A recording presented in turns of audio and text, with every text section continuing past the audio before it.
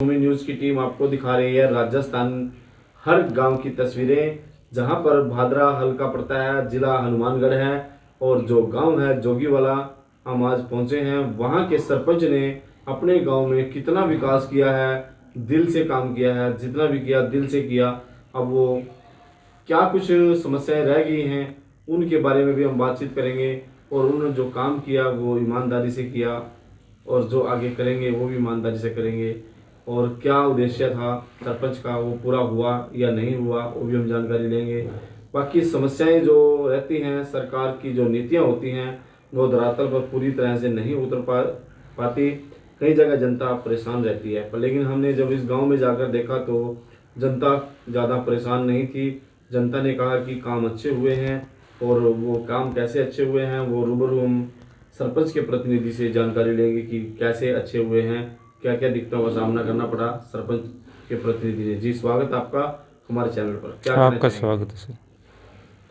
क्या क्या समस्याओं का सामना करना पड़ा जब से आप सरपंच बने हैं, कितना विकास आप करवा चुके हैं? जी 17 जनवरी 2020 को चुनाव हुए थे। जी। तब जनवरी 17 के बाद में जैसे ही हमने कार्यभार, जो मेरी लड़की है सुषमा, कार्यभार संभाला। हम स्टार्टिंग में तो 1 2 3 4 महीने तो सिस्टम को समझने में लगता है, और उसके बाद जस्ट ही कोरोना आ गई। और हनुमानगढ़ डिस्ट्रिक्ट में हमारा जो पहला गांव है जोगीवाड़ा, जहां पर कोरोना का पहला पेशेंट आया जी। और उसमें बड़ी दिक्कतों का सामना करना पड़ा। 28 दिन तक यहाँ कर्फ्यू रहा, बहुत ज़्यादा परेशानी हुई।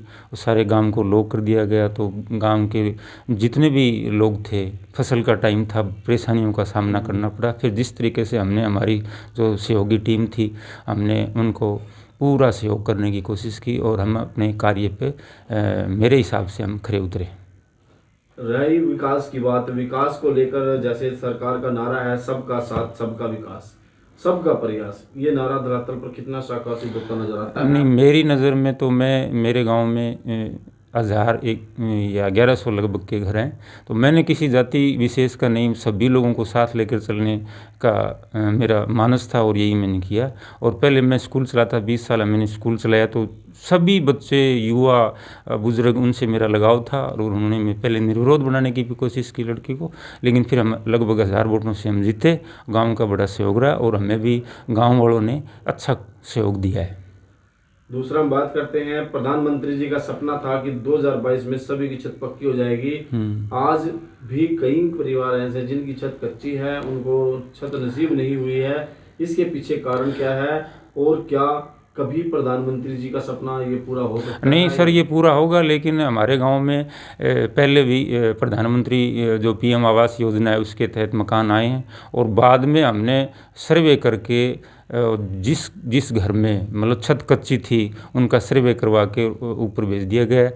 और अभी भी मकान पीएमवाई के चल रहे हैं और आगे भी वो आ जब से जाएंगे। आप सरपंच बने हैं अब तक कितने प्रधानमंत्री आवास योजना से मकान बनवाए आपने अपने गाँव में?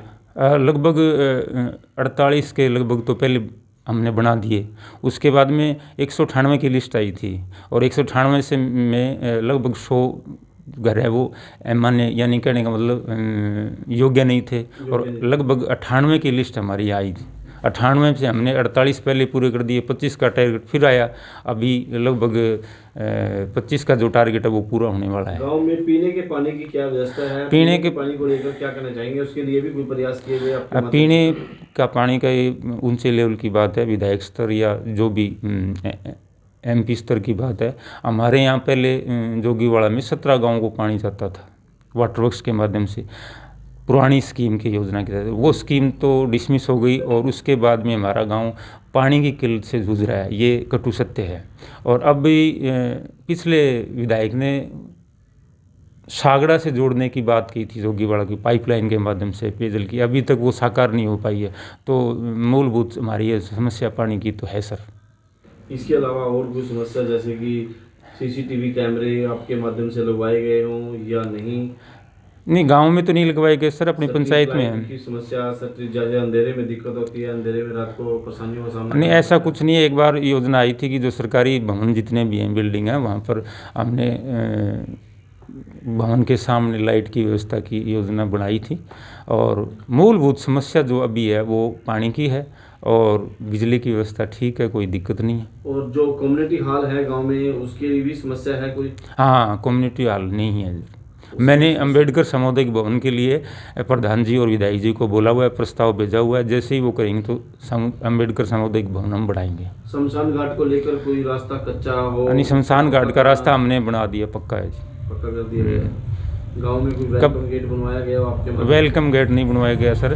वेलकम गेट में मैं ज़्यादा विश्वास नहीं करता। मैं जो गांव की सड़कें गलियां जो भी है ना, मैंने पूरा कितनी प्रयास गलियां किया। कच्ची अभी भी जो है नहीं बन पाई, और कितनी आपने पक्की कराई? अब गांव के अंदर लगभग 10% ही कच्ची गलियां बची है, बाकी लगभग मैंने गलियां बनवा दी। सभी गलियां बनवा दी? हाँ जी। और कोई जैसे कि जिला परिषद की तरफ से, जिला पंचायत की तरफ से कोई पैसा आया हो गाँव में? जिला परिषद की तरफ से कोई पैसा नहीं आया। प्रधान कोटे से हमने 2 बार पैसे लिए। स्मशान भूमि, गौशाला का रोड बनवाया। अभी समिति की तरफ से आया कुछ? अब ब्लॉक समिति की तरफ से, डीडीसी मेंबर की तरफ से? मेंबर की तरफ से नहीं आया सर। और विधायक की तरफ से? विधायक की तरफ से वर्तमान में एक शेड आया है स्कूल के अंदर, जो प्रार्थना स्थल पे और है। सांसद की तरफ से कोई पैसा? सांसद की तरफ से गौशाला में एक शेड आया है। तो जब सांसद और विधायक जी वोट मांगने आते हैं तो उनसे उम्मीद तो जनता ने काफ़ी होती है, अभी हमारे गांव में कुछ ऐसा करेंगे, तो बाद में उम्मीदें टूटती नजर टूटती, आती वो हैं। राजनीतिक बैंड चढ़ जाता है सर। राजनीतिक व्यवस्थाएं ऐसे ही है कुछ। तो क्या अपील करेंगे सरकार से, जो गांव में समस्या है उसका समाधान करने के लिए? मैं तो पैसा है। विधायक जी या सांसद महोदय से यही कहूँगा कि गांव का जो मुखिया होता है, सरपंच, वहाँ राजनीति न की जाए।